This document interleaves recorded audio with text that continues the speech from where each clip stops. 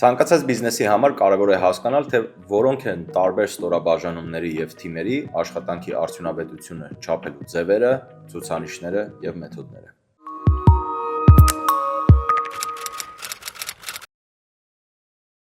Այս հարցում մեզ օգնության են գալիս KPI-ները, Key Performance Indicators, այսինքն առանցքային կատարողական ցուցանիշներ, և OKR-ները, Objectives and Key Results, այսինքն նպատակներ և կարևոր արդյունքներ։ Ինչով են տարբերվում այս երկուսը իրարից և ինչ առանձնահատկություններ ունեն։ Առհասարակ KPI-ները նախատեսված են գործընթացները պլանավորելու և վերահսկելու, իսկ OKR-ները արդյունքների և նպատակներին հասնելու համար։ Շատ կարևոր է հասկանալ, որ մենք չենք խոսում միմյանց բացառող ցուցիչների մասին։ Ընդհակառակը, դրանք հիանալի փոխլրացնում են իրար։ Եթե չկա հստակ ձևավորված գործընթացներ, չարժե սպասել լավ արդյունքի և հակառակը։ Քանի որ արդյունքը բխում է գործընթացից, եկեք նախ հասկանանք ինչ ասել է KPI, ինչպես է օգտագործվում վաճառքի մեջ և մարքեթինգում։ Երբ սահմանում ենք KPI-ներ, պետք է հաշվի առնել ընկերության վաճառքի և մարքեթինգի գործընթացների բնույթը։ Սովորաբար դա իրականացնում ենք հիմնվելով վաճառքի ձագարի, sales funnel-ի հիման վրա։ Վաճառքի ձագարը հաճախորդների հետ հարաբերությունների ամբողջ ճանապարհն է, ընկերությունից, պրոդուկտից, անտեղյակ պոտենցիալ գնորդից մինչև վերջնական գնում կատարող հաճախորդը։ Իդեպ, այս տերմինն առաջարկվել է դեռևս 1898 թվականին Լյուիսի կողմից որպես սպառողական ձագար։ Այս բազմաբնույթ գործընթացներով լի ճանապարհին պետք է հստակ ֆիքսել, թե վաճառքի յուրաքանչյուր մասնագետ ինչ քանակի նորմատիվ պետք է կատարի ցանկալի արդյունքներին հասնելու համար։ Վաճառքի ձագարի տրամաբանությամբ է ստեղծվում և գործում ցանկացած CRM համակարգ, որը թույլ է տալիս հեշտությամբ վերահսկել ամբողջ գործընթացը։ Ավելի պատկերավոր ներկայացնելու համար եկեք սկսենք սկզբից, ամենավերևին օղակից։ Նախ, անհրաժեշտ է ֆիքսել անտեղյակ պոտենցիալ հաճախորդների թիվը, որպես վաճառքի ձագարի առաջին փուլ։ Ամենավերևին օղակում ենթադրենք 1000 մարդ։ Այսպիսով, առաջի փուլում պետք է ֆիքսել բոլոր այն մարդկանց, ովքեր ունեն մեր ապրանքի կամ ծառայության նկատմամբ որոշակի պահանջարկ։ Նրանց մի մասը հավանաբար տեղյակ չէ մեր մասին։ Ինչ է պետք անել, բնականաբար տեղեկացնել նրանց մեր պրոդուկտների և ծառայությունների մասին։ Պոտենցիալ հաճախորդների հետ կապ հաստատելու ամենատարբեր ուղիներ գոյություն ունեն՝ հեռախոսազանգեր, email նամակագրություն, սոցիալական հարթակներ և այլն։ Այսպիսով, առաջի KPI-ը սահմանում ենք գեներացվող լիդերի քանակը։ Երկրորդ KPI-ը կսահմանվի, թե տվյալ լիդերի քանիսի հետ է անհրաժեշտ կոնտակտ հաստատել։ Զանգերի դեպքում դրանք սովորաբար լինում են 70%, իսկ այլ մեթոդներով մոտ 30-40%։ Վաճառքի ձագարի յուրաքանչյուր փուլում որոշ հաճախորդներ դուրս են մնում գործընթացից, ինչը բնական է, գնորդների որոշակի տոկոսն է հասնում միայն վերջնական գործարքի։ Հենց սրանում է կայանում վաճառքի ձագարի տրամաբանությունը, որը ինչպես տեսնում եք պատկերում, նեղանում է դեպի ներքև։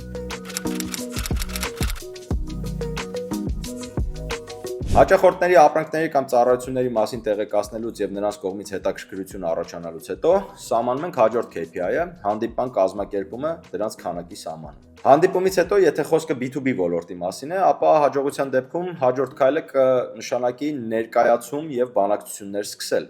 Հետևաբար սահմանում ենք առաջարկների քանակի վերաբերյալ որոշակի KPI-ներ։ Բանակցություններից հետո արդեն գալիս ենք դեպի գործարքի փակման փուլ։ Իհարկե, տարբեր բիզնեսների համար վաճառքի փուլերը կարող են տարբերվել տևողությամբ, երկար կամ կարճ։ Կան անգամ բիզնեսներ, որ առհասարակ չեն ներառում վաճառքի ձագարի կոնտակտ հաստատելու կամ հանդիպումների փուլերը։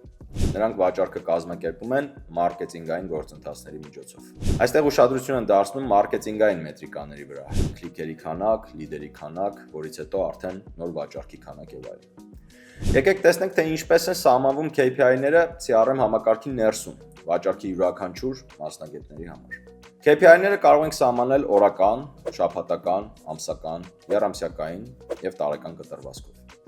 Կարողանում ենք հետագայում համեմատել տարբեր ժամանակահատվածների համար սահմանված նորմատիվները և դրանց արդյունքները։ Ստեղ առաջին նկարում տեսնում ենք, թե ինչպես են սահմանվում յուրաքանչյուր աշխատակցի KPI-ները CRM համակարգում կոնտակտների, հանդիպումների քանակների վերաբերյալ։ Հաջորդ նկարի հատվածում պատկերավոր ձևով տեսնում ենք վաճառքի և մարքեթինգի ձագարների KPI-ները և որքանով են դրանք հաջողվել իրականացնել։ Այստեղ պարզ տեսնում ենք ձագարի տրամաբանությունը և ըստ փուլերի սահմանված KPI-ները։ Այժմ OKR-ների մասին։ Հիմա խոսենք այս գործընթացներից բխող նպատակների և արդյունքների մասին, կամ որ նույնն է OKR-ների մասին։ Ի սկզբանե մենք սահմանում ենք երկարաժամկետ կամ կարճաժամկետ նպատակներ, կոնկրետ արդյունքի վրա ուղղվող նորմատիվներով։ Օրինակ, Հասնել վաճառքի որևէ հստակ ցուցանիշի, ենթադրենք 1000 գործարքի փակման։ Վաճառքի OKR-ները կարող են լինել նաև հաճախորդների որոշակի քանակի հասնելը, հաճախորդների հետ վերադարձելիությունը եւ այլն։ Օրինակ, որքան երկար տվյալ հաճախորդը կմնա հավատարիմ, ինչ ծավալի գնումներ կկատարի, ինչ չափի գումար կներդնի եւ այլն։ OKR-ների սահմանված որոշակի օրինակ CRM համակարգում։ Հաճախ հարցնում են առաջի հերթին OKR-ները պետք է սահմանել, թե KPI-ները։ Դրան չկա միանշանակ պատասխան, քանի որ դրանք փոխկապակցված են։ Մի բան հստակ է, առանց KPI-ների դժվար է գնահատել OKR-ների առաջընթացը, իսկ առանց OKR-ների KPI-ները կարող են ուղղակի թվեր դառնալ առանց ռազմավարական նպատակների։ CRM համակարգը թույլ է տալիս ինտեգրել KPI-ներն ու OKR-ները մեկ միասնական կառավարման հարթակում եւ արդյունավետ կերպով իրագործել դրանք։ Մի քանի պարզ արդյունավետ CRM գործիքներ, որոնք կարող են փորձարկել նաեւ ձեր կողմից անվճար։ Pipedrive, HubSpot, Zoho, Monday, Fresh Sales։ Ներկայացված գործիքների հղումը կարող եք գտնել վիդեոյի նկարագրություն բաժնում։ Ավելին իմանալու եւ բիզնեսի աճին նպաստող խորհուրդներ ստանալու համար բաժանորդագրվեք մեր newsletter-ին։ Հուսով եմ տեսանյութը օգտակար էր, կարող եք թողնել ձեր հարցերը մեկնաբանություններում։ Մինչ նոր հանդիպում։